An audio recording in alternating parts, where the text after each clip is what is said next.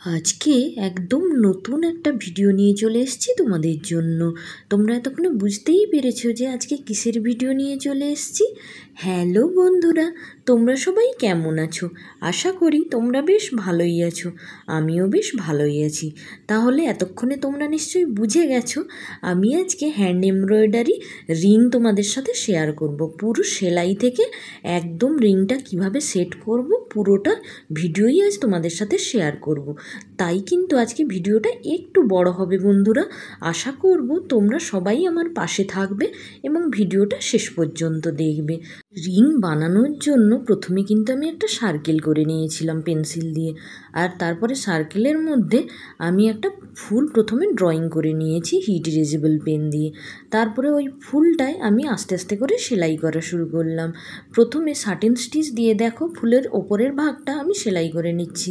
আমি কিন্তু পেন দিয়ে ফুলের পাপড়ি বরাবর দুভাগে ভাগ করে নিয়েছিলাম। ওপরের পাটটাতে সাদা সুতো দিয়ে আমি সাটিন স্টিচ দিয়ে এইভাবে পাপড়িটা সেলাই করে নিচ্ছি। এরপরে নিচের দিকে কিন্তু আমি লং অ্যান্ড শর্ট স্টিচ ব্যবহার করে বাকি ফুলটা সেলাই করব। তো তোমরা সাথে থাকো আর দেখতে থাকো আমি কিভাবে সেলাই করছি। ওপরের দিকের সবগুলো ফুল আমি প্রথমে সাদা সুতো দিয়ে সেলাই করে নিচ্ছি। ওই ফুলটা সেলাই করা শেষ হয়ে গেলে আমি নিচের দিকে অন্য কালারের সুতো দিয়ে কিন্তু লং অ্যান্ড শর্ট স্টিচ ব্যবহার করে বাকি ফুলটা কমপ্লিট করে নেব। আমি এখানে সাদার সঙ্গে গোলাপি কালারের দুটো শেড ব্যবহার করেছি ফুলের নিচের দিকটা করার জন্য। লং অ্যান্ড শর্ট স্টিচ দিয়ে কাজ করলে ফুলের কিন্তু আলাদাই একটা লুক আসে। অনেক দিন ধরেই আমার ইচ্ছে ছিল হ্যান্ড এমব্রয়ডারির কাজ দিয়ে কিছু একটা জুয়েলারি বানাই, কিন্তু আর হচ্ছিল না। কিন্তু শেষমেশ করেই ফেললাম হ্যান্ড এমব্রয়ডারি দিয়ে রিং। এই দেখো তোমাদের সাথে কথা বলতে বলতে কিন্তু আমার সাদা সুতোর কাজটা পুরো শেষ হয়ে গেছে।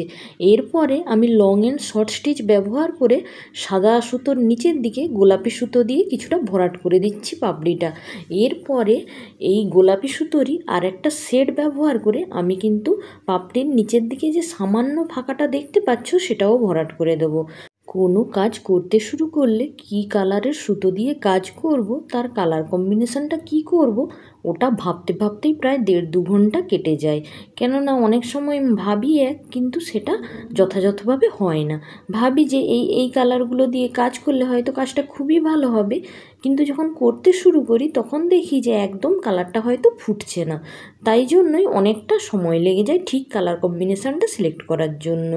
এখানেও অনেক ভেবেচিন্তেই আমি সাদার সঙ্গে দুটো গোলাপি কালারের শেড ব্যবহার করে এই ফুলটা তৈরি করে ফেললাম। আর ফুলের মাঝখানের রেণুর অংশটায় কী কালারের সুতো দেব সেইটা ভাবতেও একটা কাহিনী আছে। আমি প্রথমে কিন্তু ভেবেছিলাম গোলাপি কালারের সুতো দিয়েই আমি রেণুর অংশটা করব, কিন্তু করতে গিয়েই আবার বাধা পেলাম। দেখলাম যে একটুও ভালো লাগছে না। তাই কি করা যায় এই ভাবতে ভাবতে এই ব্রাউন কালারের সুতোটা দিয়েই আমি কিন্তু ফুলের রেণুটা করলাম। আর দেখলাম বাহ, বেশ ভালোই তো লাগছে। গোলাপি কালারের সুতো দিয়ে করলে কিন্তু কাজটা খুব একটা ভালো লাগছিল না, কিন্তু এই খয়েরি কালারের সুতো দিয়ে ফ্রেঞ্চ নটগুলো দিতে খুবই ভালো লাগছিল। এখানে কিন্তু আমি 4 তার সুতো নিয়ে এক প্যাঁচ করে ঘুরিয়েই ফ্রেঞ্চ নটটা করছি। আশা করি তোমরা বুঝতে পারছো। ফ্রেঞ্চ নোটগুলো শেষ হয়ে যাওয়ার পর হঠাৎ মনে হলো ফুলটায় যেন কিছু একটা ফাঁকা ফাঁকা লাগছে। তাই আর কি ওই ব্রাউন কালারের সুতোটা দিয়েই দেখো ফুলের পাপড়িগুলোর ওপরের দিকে আমি স্টিম স্টিচ বা ডাল ফোর সেলাই ব্যবহার করে একটু হাইলাইট করে দিলাম শুধু। আর দেখো ফুলের লুকটা টোটালি চেঞ্জ। আগে কেমন দেখতে লাগছিল আর এখন কেমন লাগছে। এখন মনে হচ্ছে যেন ফুলটা পুরো পার্লার থেকে মেকআপ করে রেডি হয়ে চলে এসছে পার্টিতে যাওয়ার জন্য, কি তাই না? আগে মনে হয়েছিল বিনা মেকআপে চলে এসেছিলো। সে যাই হোক, দেখো আমি কিন্তু ফুলটায় যে দাগ দিয়ে রেখেছিলাম চারদিকে, ওই দাগ বরাবর কিন্তু আমি প্রথমে কেটে নিলাম কাপড়টা। আর তারপরে কাপড়ের একদম সাইড দিয়ে আমি এরকম বড় বড় একটু রানিং স্টিচ দিয়ে নিচ্ছি। আগে থেকেই কিন্তু আমি একটা মোটা কাগজ থেকে দুটো কাগজ কেটে রেখেছিলাম এই গোল সার্কেলের মাপে। যেই মাপটা নিয়ে আমি ফুলটা তৈরি করেছিলাম সার্কেলের ভেতর, সেই মাপেই আমি দেখো কাগজ কেটে রেখেছিলাম। রানিং স্টিচটা করার পরে রানিং স্টিচটার এক পাশ ধরে টান দিলেই পুরো কাপড়টা মুড়ে গিয়ে ভেতরের দিকে চলে আসবে। তখন ওই মোটা কাগজটা আমি দেখো ভেতরে দিয়ে এইভাবে চারপাশটা সেলাই করে সিকিউর করে নিচ্ছি।